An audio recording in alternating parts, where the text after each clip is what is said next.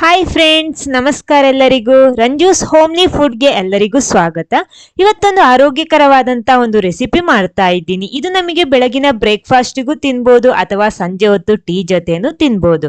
ಬನ್ನಿ ನೋಡೋಣ ಏನು ಅಂತ. ಆಮೇಲೆ ಫಸ್ಟ್ ಟೈಮ್ ಈ ಚಾನಲ್ ನೋಡ್ತಿದ್ರೆ ಚಾನಲ್ ಸಬ್ಸ್ಕ್ರೈಬ್ ಮಾಡಿ ಸಪೋರ್ಟ್ ಮಾಡಿ, ಅದರ ಪಕ್ಕದಲ್ಲೇ ಇರುವ ಬೆಲ್ ಐಕನ್ ಪ್ರೆಸ್ ಮಾಡಿ, ಅದರಲ್ಲಿ ಬರುವ ಆಲ್ ಆಪ್ಷನ್ಗೂ ಕ್ಲಿಕ್ ಮಾಡಿ. ಹಾಗಿದ್ರೆ ಮಾತ್ರ ನಾನು ಹಾಕುವ ಹೊಸ ಹೊಸ ವಿಡಿಯೋಸ್ಗಳ ನೋಟಿಫಿಕೇಶನ್ ನಿಮಗೆ ಸಿಗುತ್ತೆ.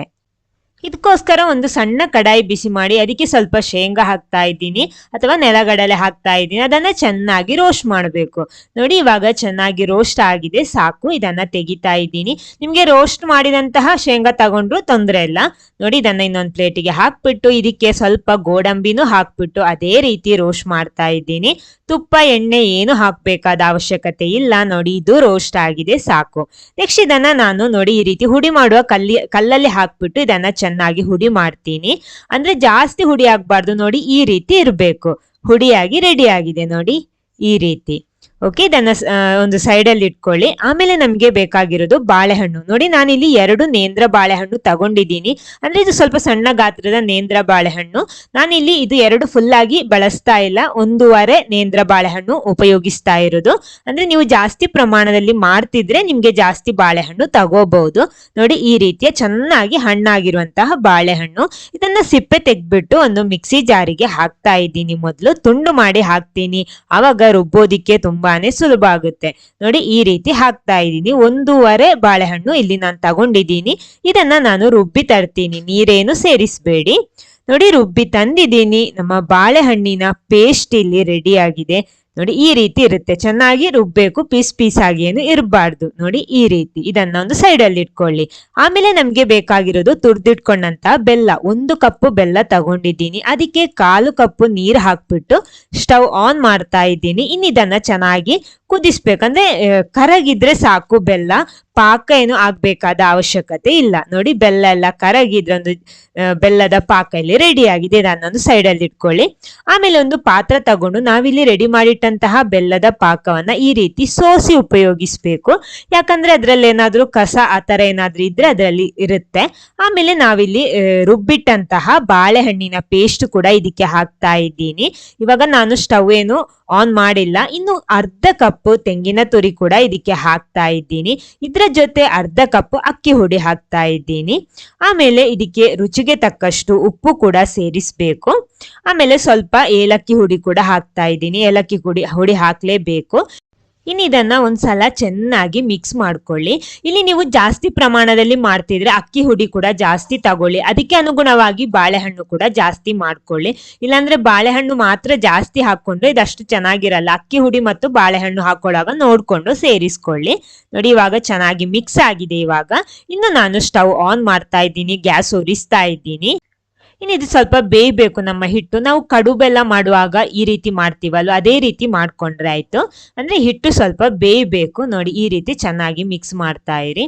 ಆಮೇಲೆ ಇದಕ್ಕೆ ನಾನಿಲ್ಲಿ ಸ್ವಲ್ಪ ತುಪ್ಪನೂ ಹಾಕ್ತಾ ಇದ್ದೀನಿ. 1 ಸ್ಪೂನ್ ಅಷ್ಟು ತುಪ್ಪನೂ ಹಾಕಿ ಇದನ್ನ ಮಿಕ್ಸ್ ಮಾಡ್ತೀನಿ. ಇನ್ನು ಇದು ಚೆನ್ನಾಗಿ ಮಿಕ್ಸ್ ಮಾಡ್ಕೊಳ್ಳಿ. ಮೀಡಿಯಂ ಫ್ಲೇಮ್ ಅಲ್ಲಿ ಇಟ್ಟು ಬೇಯಿಸ್ಕೊಳ್ಳಿ. ನೋಡಿ, ಇವಾಗ ನಮ್ಮ ಹಿಟ್ಟು ರೆಡಿ ಆಗಿದೆ. ನೋಡಿ, ಇಷ್ಟು ಗಟ್ಟಿ ಆಗ್ಬೇಕು.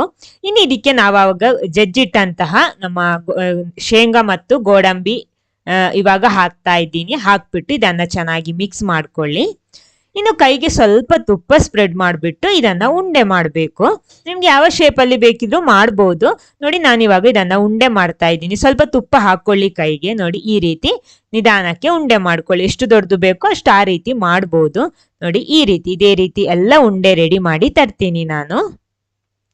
ನೋಡಿ, ಇವಾಗ ಉಂಡೆ ಎಲ್ಲ ರೆಡಿ ಆಗಿದೆ. ಇನ್ನೇನ್ ಮಾಡ್ತೀನಿ ಅಂದ್ರೆ ನಾನಿಲ್ಲಿ ಸ್ವಲ್ಪ ಡಿಸೈನ್ ಮಾಡ್ತಾ ಇದ್ದೀನಿ. ಇದಕ್ಕೆ ನೋಡಿ, ಈ ರೀತಿಯ ಒಂದು ತೂತಾಗಿರುವಂತಹ ಗೆರಟೆ ತಗೊಂಡಿದ್ದೀನಿ. ಅದಕ್ಕೆ ಸ್ವಲ್ಪ ತುಪ್ಪ ಸ್ಪ್ರೆಡ್ ಮಾಡ್ತಾ ಇದ್ದೀನಿ. ಆಮೇಲೆ ಒಳಗಡೆ ಕೂಡ ಸ್ವಲ್ಪ ಅದರ ತೂತಿರುವ ಭಾಗಕ್ಕೆ ಮಾತ್ರ ಸಾಕು. ಇನ್ನೇನ್ ಮಾಡ್ತೀನಿ ಅಂದ್ರೆ ಇದರ ಮೇಲ್ಗಡೆ ಇಟ್ಟು ಸ್ವಲ್ಪ ಪ್ರೆಸ್ ಮಾಡ್ತೀನಿ.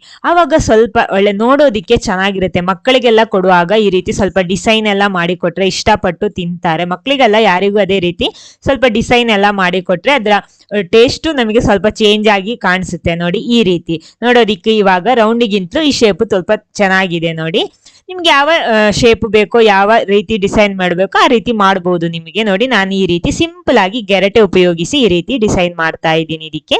ಅವಾಗ ನೋಡೋದಿಕ್ಕೆ ತುಂಬಾನೇ ಚೆನ್ನಾಗಿರುತ್ತೆ. ನೋಡಿ, ಇದೇ ರೀತಿ ಎಲ್ಲ ಉಂಡೆಗಳಿಗೂ ಅದೇ ಡಿಸೈನ್ ಮಾಡಿ ತರ್ತೀನಿ.